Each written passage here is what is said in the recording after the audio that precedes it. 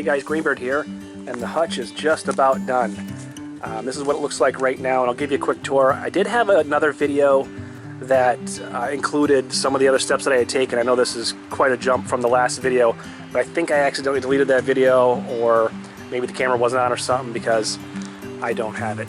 But I'll give you a quick tour of what I've done so far, and there are a lot of things that I would do differently the next time. There's some repairs I'm going to make. You can see this one here, this board here, is not long enough. Cut it a little bit short, so it does.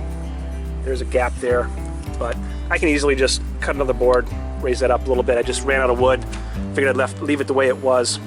So here's the hardware. Here's the hinges. I had to buy these hinges.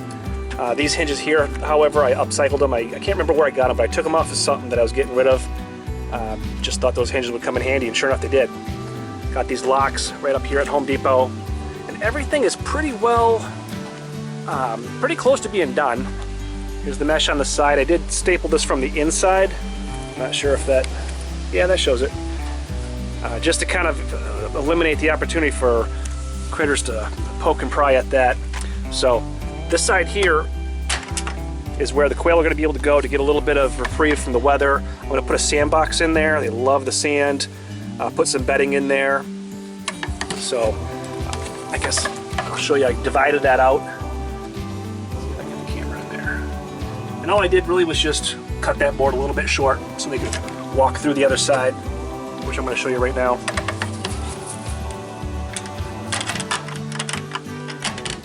Kind of hard to do one-handed, but I'll do my best.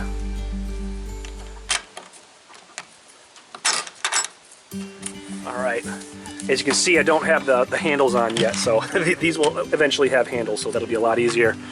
And this one will have one too. We're probably right around in here, so right now I'm just pulling this down.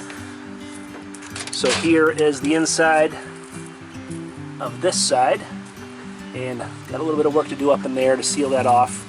Again, it was just not a straight cut. I could fix that. I probably will at some point, but for now I'm probably just going to caulk it. The mesh wire that I used,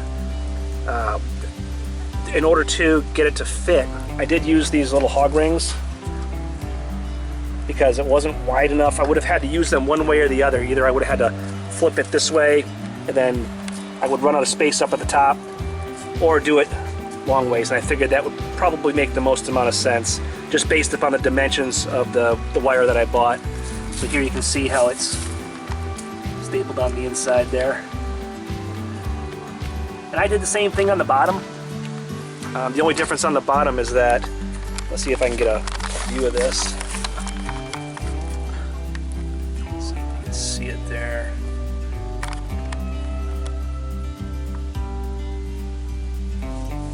So I used some fender washers right there. See, every once in a while I use a fender washer, and that's just so that if something did get their hands up in there, tried to pry it off, they wouldn't really get too far. Be able to rip the whole setup out, all of that hardware cloth. So that is where we are right now. The only thing that I have left is possibly maybe some more braces on the bottom, but I don't even know if I'm going to do that. We'll see. And then I have to put some sort of a tray system in. I could probably just let all the droppings fall down, but this hardware cloth, I don't think, in my opinion, is not really that strong. So I think I'm going to put a tray system in there.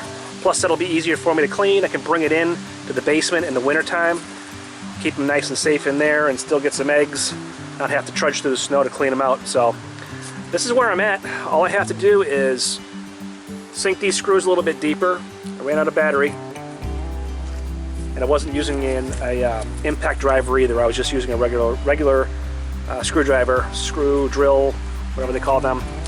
So I do have access to an impact driver, and I'm going to countersink those probably a little bit in there to finish the job and do it proper. So anyway, hope everyone's doing awesome out there. If anybody has any fine-tuned advice to make this better, obviously I know I have to seal this. I'm probably going to paint it, actually, is what I'm going to do.